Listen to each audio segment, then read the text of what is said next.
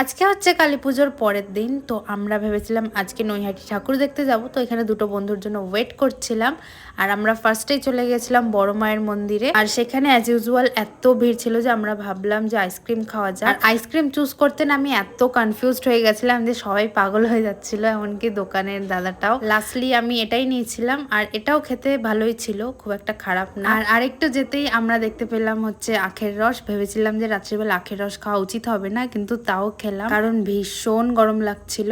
আর ফ্ল্যাটের সামনেই না এরা একটুখানি লাইটিং করেছিল, তো আমি এখানে একটা আউটফিট ক্লিপ নিলাম। তারপরে আমরা চলে গেলাম একটা প্যান্ডেলে। আর এই প্যান্ডেলটা নিয়ে তোমাদেরকে একটা কথা বলতে চাই যে এটার থিমটা ছিল হচ্ছে নবান্ন উৎসব। জানি না তোমরা কতজন জানো বা না জানো এই উৎসবটা নিয়ে।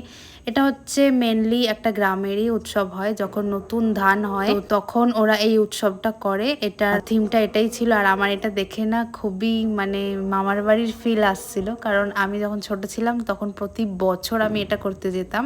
তারপর আমরা আরো কয়েকটা প্যান্ডেল দেখলাম, সবগুলোর ক্লিপ তো অ্যাড করা পসিবল না মিনি ব্লগে। আর এখানে থিম করেছিল হচ্ছে দীঘার জগন্নাথ মন্দির, এটাও বেশ ভালোই করেছিল। আর এই প্যান্ডেলটার সাথেই না একটা মেলা বসেছিল, তো আমরা একটু মেলাটাও ঘুরে দেখছিলাম।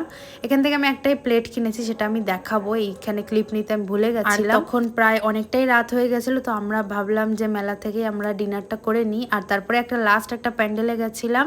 এটা তো ফার্স্ট আমার খুবই ফানি লাগছিল, কিন্তু মাঝখানে আমিও একটু ভয় পেয়ে গেছিলাম। তো আজকের ভিডিওটা এতটুকুই, দেখা হবে নেক্সট ভিডিওতে। বাই।